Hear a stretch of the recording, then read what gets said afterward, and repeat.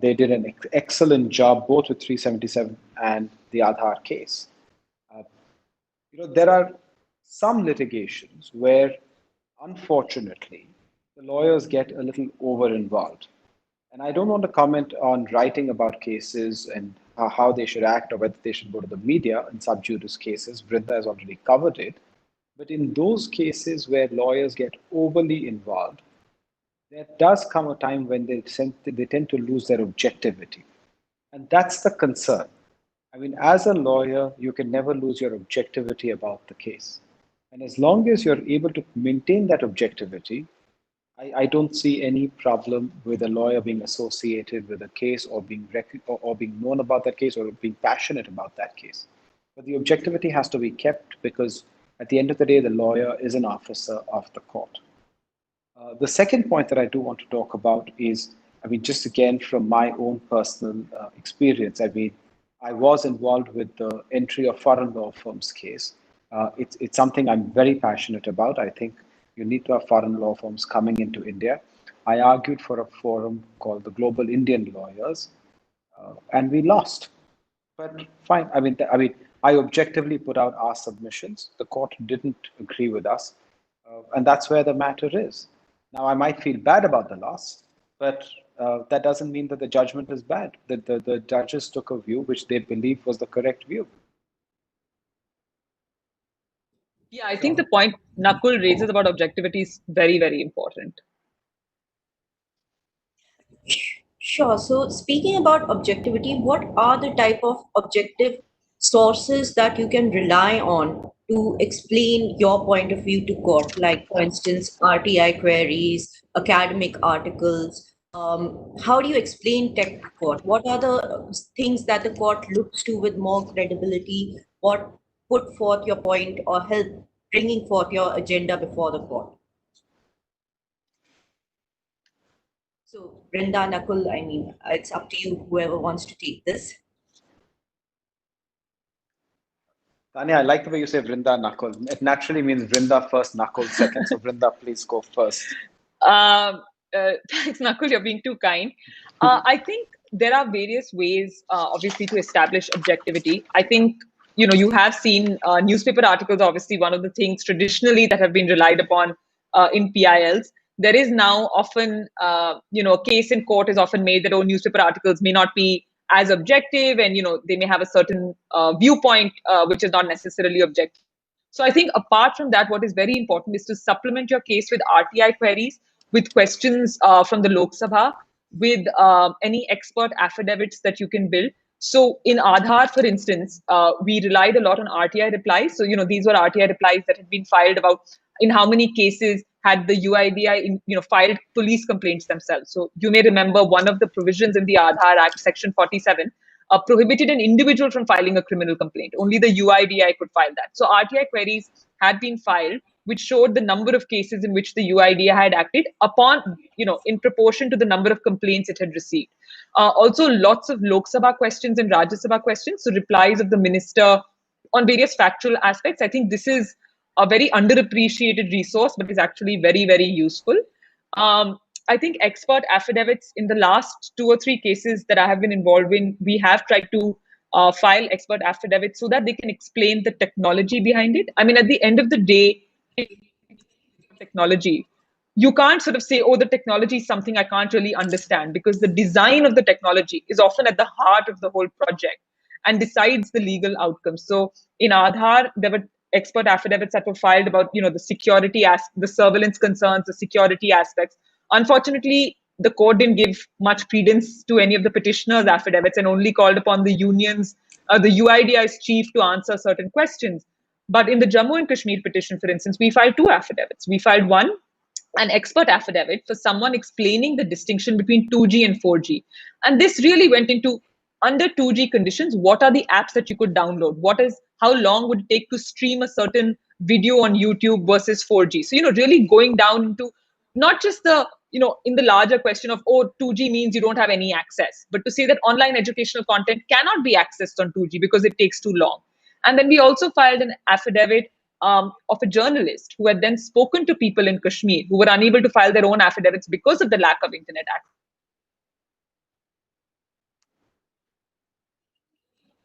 really to bring to heart what the impact restriction of 2G was in terms of education, in terms of teachers. And these are things. So one example, if I can give, a geography teacher in the affidavit said, how do I explain without 4G internet or without internet how the globe works? How do you just explain that, because it's a three-dimensional image. So I think it's very important to think about affidavits and RTI queries and to build up on that, to actually file multiple RTIs. And even if it is rejected, which often it is, that's fine, because that is also something you can use. And just one last point. One of the RTIs that had been filed by, I think, the Software Freedom Law Center in 2014 was to the government, asking them in how many cases, how many surveillance interception requests do you get per month? And I think the government had given something like 4,000 to 7,000. Since this is the only publicly available figure, this 2014 figure is still sort of cited everywhere. It was cited even in the Justice Sri Krishna report, just showing the importance of RTIs. Yeah, in fact, Vrinda, to add to that, the crypto writ, which the matter that just concluded, I would like to believe that in some measure, there was this one RTI, the response to which was very central to the to how the whole matter played out. I mean, this was basically a question made to the RBI as to how much asking them about public consultations and research that went into before taking a call on banning of cryptocurrencies, right? And the answer was, it really indicated that the RBI had not really put in much thought to or much effort into answering that question before they took this decision. And that I thought was very instrumental. So clearly, I mean, the RTIs can be a very important source of objective information which can be helpful. Yeah, I agree. And speaking about explaining difficult legal concepts to the court, I would really like to hear Nakul just tell a bit about how he explained what was his strategy in explaining cryptocurrencies to the Supreme Court. Yeah. So I'm just going to take a cue of what Vrinda said and also what Anirudh just mentioned. And the point is this: you've got to get a court to believe that that the information that you're giving them is credible information. So Vrinda made a point saying the court has to give credence to the information that is there before them, and they can only do that if they believe that the information is credible. Now, when you're looking at information and you're looking at convincing a court, there are two aspects in a writ petition or a public interest litigation that you file. One, that any action that has been taken by the state was not done with a proper application of mind. And that's when matters such as RTI reports become extremely relevant. And that's what we did as far as cryptocurrency is concerned. But apart from that, the court has to believe in your case. And to believe in your case, they need to rely on credible material, especially when it's technology, because you're looking at a new area. And you've got to be, and the court grapples with it because they don't understand it. It's not something they see on a day-to-day basis, and they need to be taken to the bottom of it. Now, to take them to the bottom of it by articles which are just one-sided does not help.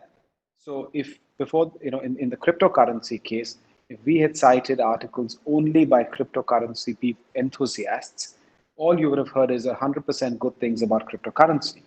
What we did as a matter of strategy was to have and give them articles by the European Bank, which was the ECB. We had articles from the MAS, which is the Monetary Authority of Singapore. We had articles from the UK Task Force, which was a governmental task force, which were effectively statutory authorities in their respective jurisdiction, which took an objective view of cryptocurrency. And all of those articles suggested that regulation was the appropriate way to go. They recognized the dangers, and they set out that the dangers could be met with an appropriate regulation. And that was key, because the court then looked at foreign material from credible sources, which took an objective view of the matter and took the view that if jurisdictions outside of India were willing to let this technology develop, was perfectly happy if a willing buyer and a willing seller wanted to trade in cryptocurrency, and there were ways in which the state could regulate the dangers, then there was no reason why the same could not be followed in India.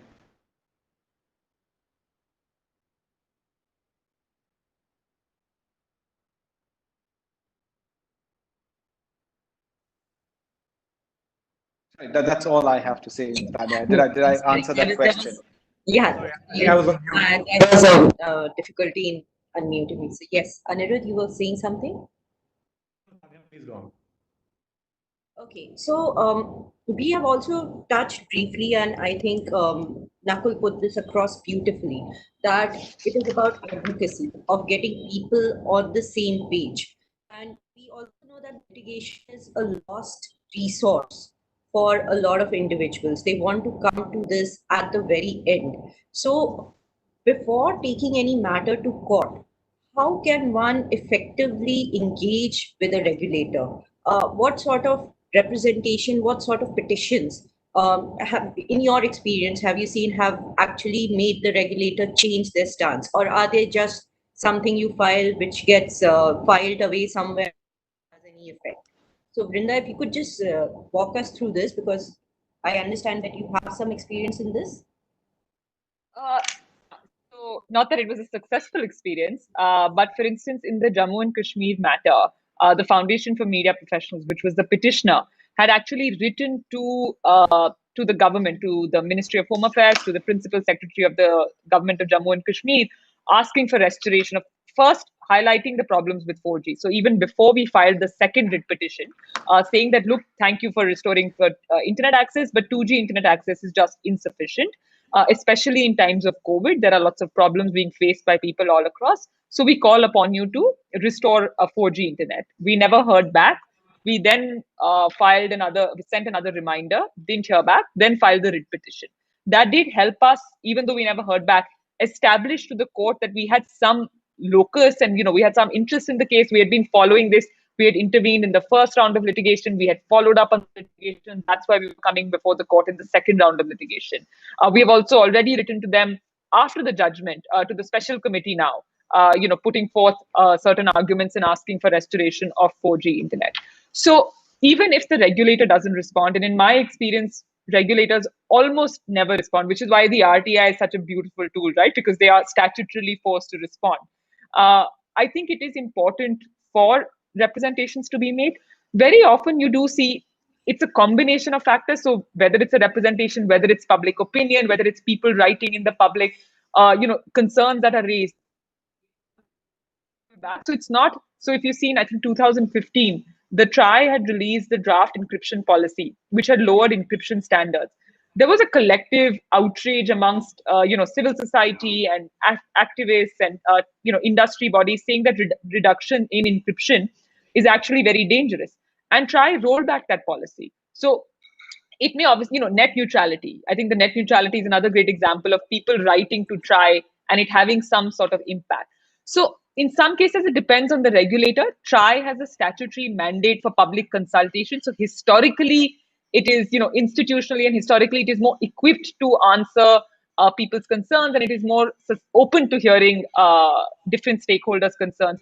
You do now see MITI, for instance, so the Ministry of Electronics and Information Technology, in the context of the Personal Data Protection Bill, opening up the bill for public consultation and, accepting sort of certain comments.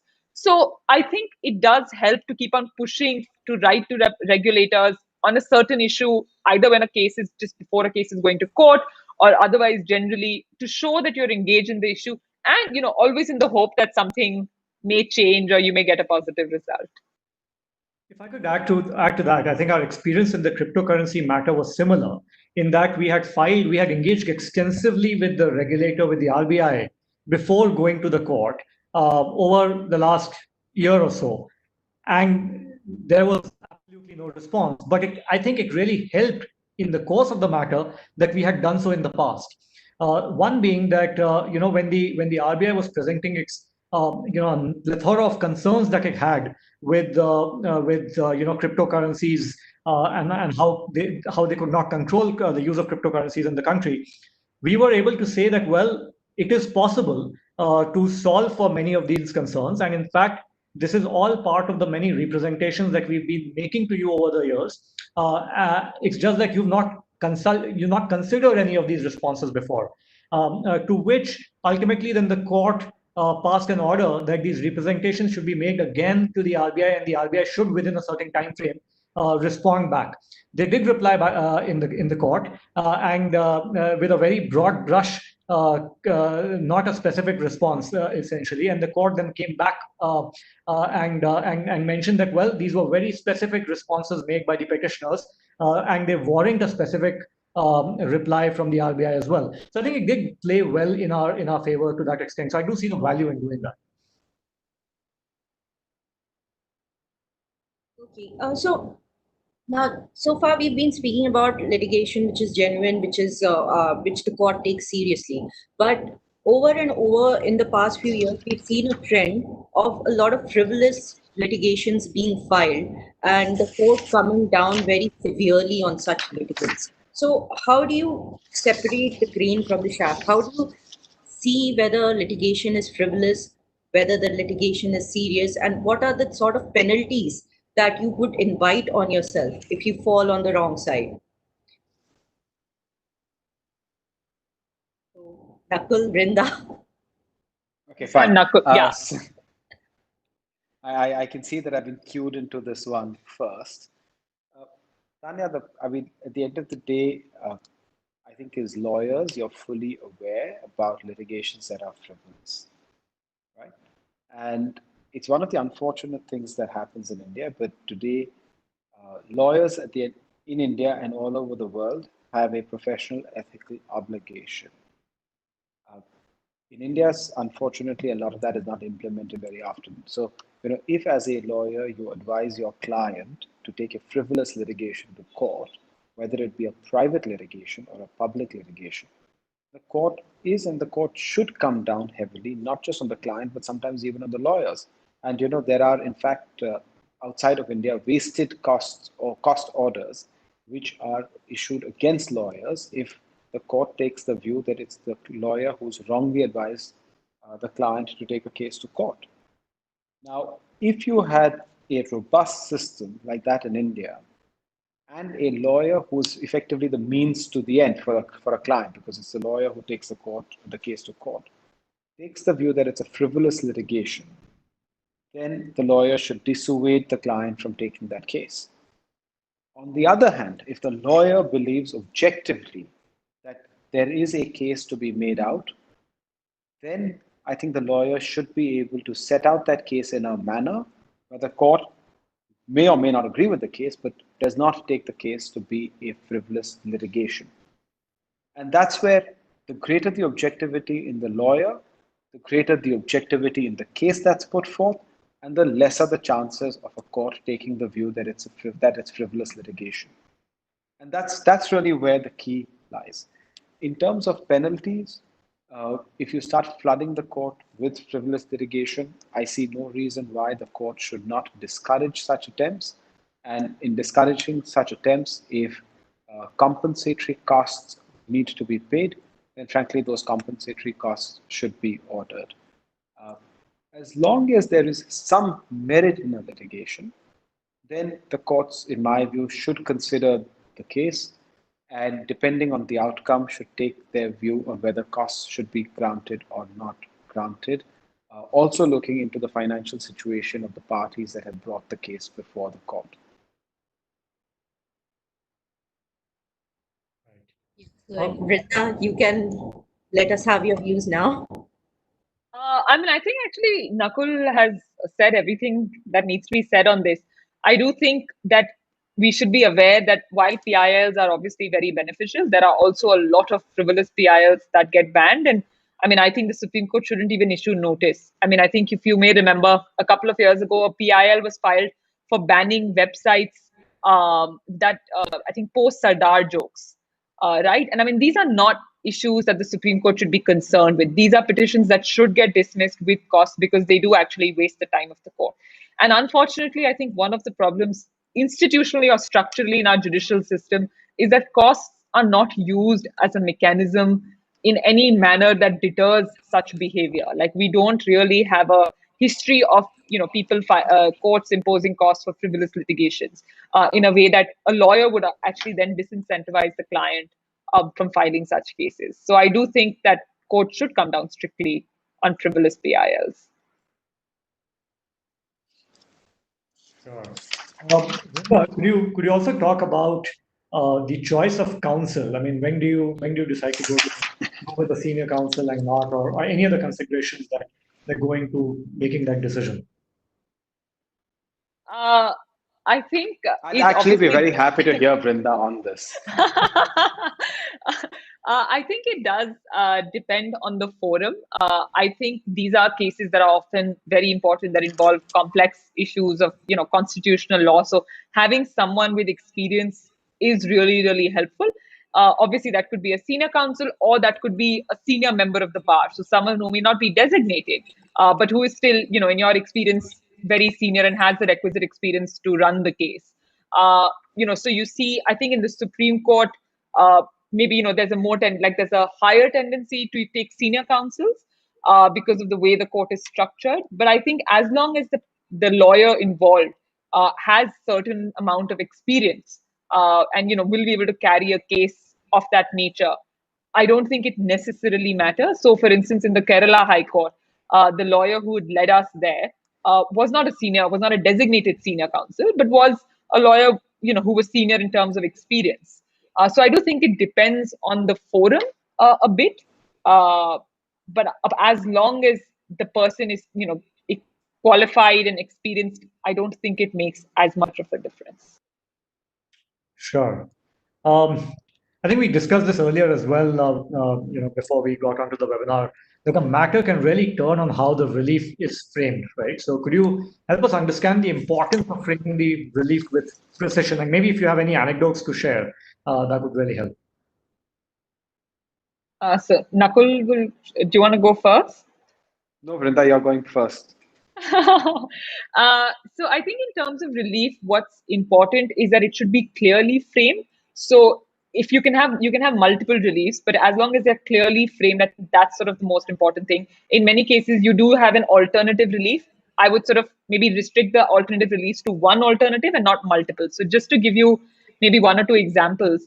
So in Aadhaar, for instance, you obviously were challenging the entire act and then you were challenging all the regulations. So just as a matter of practice, like we did make each of those separate prayers. So you've challenged the constitutionality of the Aadhaar Act and each of the 4 regulations separately. But as an alternative prayer, saying that even assuming the act is not struck down, as an alternative, please do provide us an opt-out option. So make Aadhaar voluntary in all respects was the prayer that we made. So that's one example of having multiple relief with an alternative relief tacked down to it. In the Jammu and Kashmir petition, apart from seeking a quashing of the impugned order, one of the things, and actually this is something that I had originally missed out, and it was my oversight. And when we had shared the draft, someone had pointed this out, which is not just to say that strike down the impugned order, but say strike down the impugned order and any other subsequent order of a similar nature, right? Because each of these orders were time bound; they were only 2 weeks. So different orders were kept on getting passed, and in fact, during the course of the litigation, we had to file 4 separate interim applications, bringing on record 4 subsequent orders. And one of the points the government did make in the counter affidavit, I don't know, obviously no attention was paid to it in terms of arguments, but they did say, oh, the petition is infructuous because the original order has expired. So apart from the fact that we brought in specifically challenged each of the subsequent orders, even our original writ petition was framed in a manner that we could file any subsequent order of a similar nature that was passed.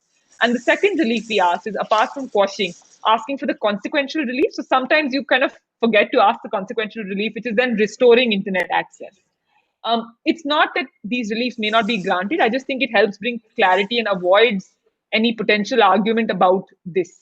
So, these are just 2 examples I can think of in terms of my experience where how we framed the relief made a difference. I'll just make a short addition to what Vrinda has said, and I'm going to draw a distinction between private litigation and public litigation. I mean, when you have a private litigation, in my view, relief has to be very precisely framed, and you need to know exactly what you want, and really the counterparty can and should be perfectly well entitled to argue before the court that if a particular relief has not been asked for, then the court shouldn't grant that relief. But that does not, in my view, apply necessarily to cases which have a public law element. Because very often there's a fair amount of evolution in the case as the case develops. And there is a different outlook that comes across when different arguments are being advanced. And in a public law case, the court has to be able to and should be and should in fact mold the relief to what is probably the most suitable relief to be granted if it believes that there is a case that has been made out before it. Yeah, I think the point Nakul is making of molding the relief is so important just in practical terms because I mean we've seen this in Aadhaar or in defamation. Actually, the best example I can give is criminal defamation. So I was also involved in challenging the constitutionality of criminal defamation. And it was a simple prayer, sort of quash section 499 500 of the IPC. But during the course of the proceedings, the court seemed very interested in having some sort of proceed like guidelines about how defamation cases would be heard. So there was this whole argument on, can the court mold such a relief? What is the power of the court to do so? What are the different reliefs that different senior counsels could then give suggestions on what potential alternatives were? And finally, the court didn't go into it, potentially because, the CRPC does have a set procedure. So, when that is there, the court shouldn't really interfere with the legislative mandate. But molding the relief does come into play in all of these cases when the court realizes that there may be some sort of via media, because often the court may not want to quash something, but does believe that there is some concern, there is some merit to the petitioner's concern, and then they look to try and mold reliefs in that way. Speaking of merits to petitioners' concerns, we see that more and more cases are turning on whether the exercise of power by the legislature or by the executive was proportionate to the harm sought to be addressed. In fact, the cryptocurrency matter turned upon proportionality. Why is proportionality becoming more and more relevant in all these challenges to the government, to state action? Vrinda, if you could take Tanya, that. Tanya, I mean, proportionality, in my view, has always been relevant. And that's actually time immemorial because, there's a constitutional presumption as to validity. And when there's a constitutional presumption as to validity, there's a constitutional presumption as to proportionality. And really, it is for the petitioner at the first instance to show that something that has been done is disproportionate. So I don't necessarily think it's a recent trend. I think it's something that has been there ever since judicial review has been in place, because that is one of the grounds on which you attack an administrative action or even a legislative, and to some extent a legislative action. But once the petitioner is able to demonstrate that a particular action is disproportionate, then really the ball falls back on the counterparty to be able to dispel that submission, and that's really how it plays itself out. I mean, and I think in the cryptocurrency case, that came out really well, where the entire argument was based on why the RBI had to take a step which effectively led to a ban of cryptocurrency on a legally tradable platform, as opposed to not having regulations. And the RBI simply, as the judgment shows, seemed to find it hard to say why the ban was proportionate. Vrinda, do you have anything to add to this? I mean, that's a very fair analysis from Nakul. Yeah. So I agree with Nakul with just maybe a slight distinction, which is that I do think proportionality in some form has been there, because if you see 9 judgments from the Supreme Court from 1950, so whether it's the famous Chintaman Rao, so the Article 19(1) cases, they actually said a restriction will be unreasonable if it is, and they give a host of factors, including if it is disproportionate. So the idea of proportionality has been there in constitutional jurisprudence since the 1950s. Proportionality in this European style 4-pronged test or 3-pronged test sort of traces itself from 3 cases. So it starts with Om Kumar I actually don't remember the years, unfortunately, followed by Terry Oates, followed by Justice Sikri's judgment in Modern Dental. These were the 3 cases, but they had not really been cited subsequently. They didn't cross-cite each other as much. So they sort of were in their own space. And in fact, in modern dental justice decree goes into, the least restrictive alternative.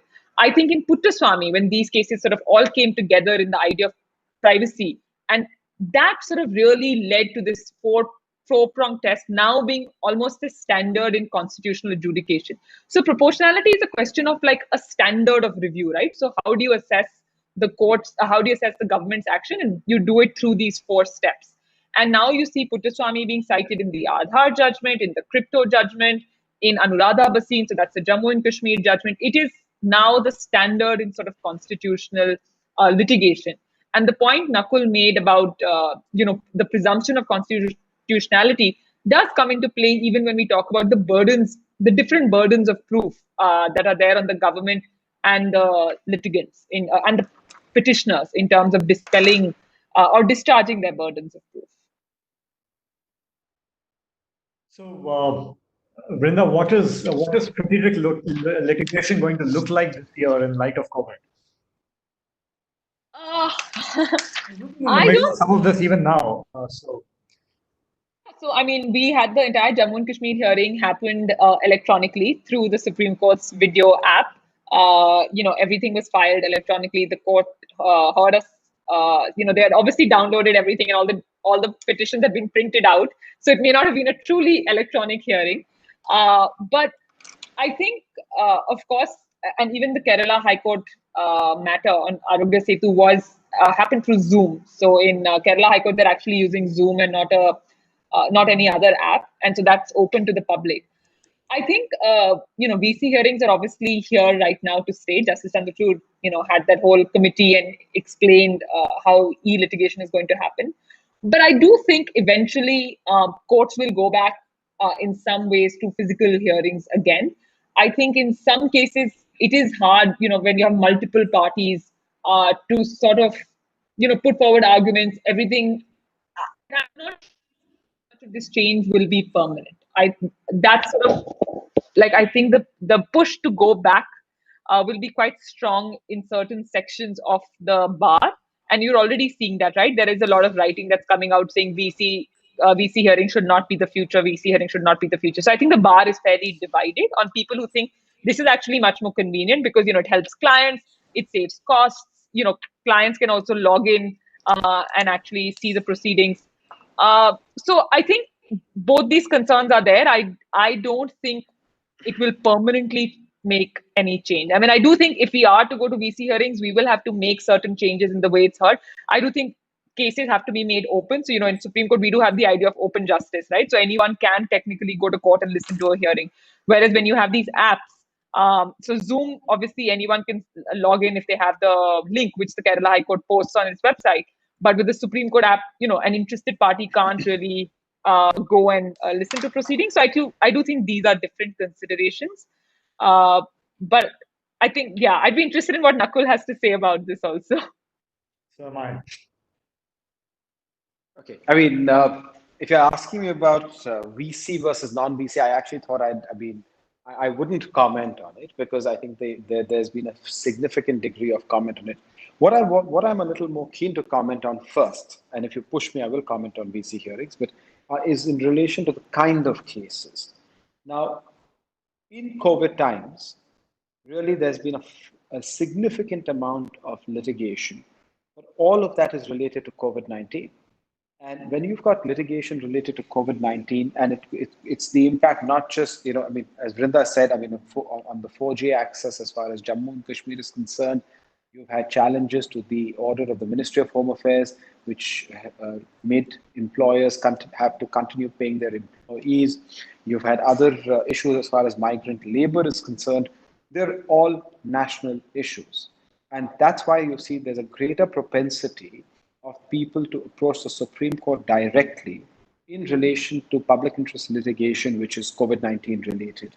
And that's really in the nature of the case. And because apart from there being a greater propensity, I think the Supreme Court has understood that being a matter of national importance, they need to, in fact, entertain the petitions and consider the matters and the issues that are being raised there. So during COVID-19, I still see that, until the lockdown is in place, in different states, I still see a greater propensity to approach the Supreme Court directly. And again, I mean, during COVID-19, it's unlikely that you will have any other kind of public interest litigation. I mean, you really can't complain about the environment right now. I think the environment is at its best. We're breathing the best air that we've ever had to breathe in the last 20, 25 years. And I don't think you will find those kind of litigations now commencing in the High Court, at least for a period till the economy gets back on its track. In relation to mode, well, I mean, we see hearings have some advantages in the sense that it makes it easier for people to get access to the court. If it is submission based, and if all things are kept equal, which means everybody has the same technology, and that technology is as seamless as presenting an argument in court, then, I mean, I don't see any reason why it can't be adopted as a viable alternative. But I would still call it an alternative. I don't think it can take over physical hearings. But if there's anything more than submissions that have to be done, then we see hearings pose a problem. I mean, I'm going to take you out of the public interest sphere. Let's look at a simple trial. How do you cross-examine witnesses? Even if you're able to ensure that precautions are taken, that a witness is not unfairly assisted, what happens if you ask the witness a question from a document that is there, and the witness simply says, "I can't locate the document"? Do you stop the cross-examination at that point of time? Question mark. Do you have lawyers sit and assist the witness trying to find the document, which is what you would do in a physical hearing? Well, if you do that, then what happens if you have multiple witnesses to cross-examine? I mean, how many lawyers are you going to take and put them with different witnesses because you'll be using different meeting rooms for different witnesses? I mean, so it's a huge problem, and you need to have protocols in place. And I don't think you'll be able to get those protocols out very fast. There are logistical issues with proceeding with cases as far as video conferencing is concerned. And like I said, it might be an alternative, but I don't think in the long run it will be a replacement. Thank you for that. I also hear a lot of lawyers argue that, well, there is much to court craft which cannot easily translate to an online medium.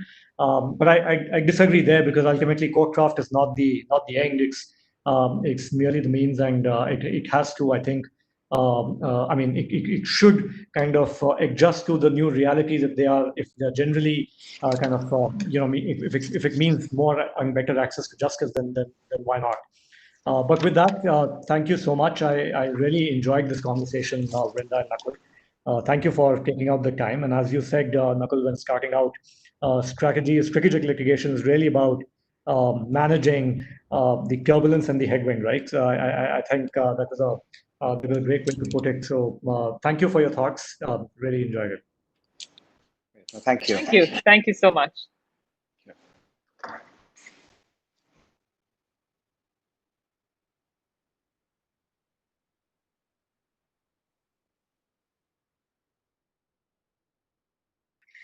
So thank you, Vrinda, for such an informative session today. Everyone, we're available on all of our social media handles, Facebook, LinkedIn, and also we have a webinar planned for tomorrow, which is on international trade law, implication for data governance. In this, we will have Neha Mishra, a postdoctoral fellow at the Center for International Law from National University of Singapore. Researches on international economic law, digital trade, and data governance. She will be in conversation with Neha Chaudhary and Aman Taneja from Ikigai Law. You can register for the webinar in the link shared in the chat right now. Thank you, everybody, for being here today.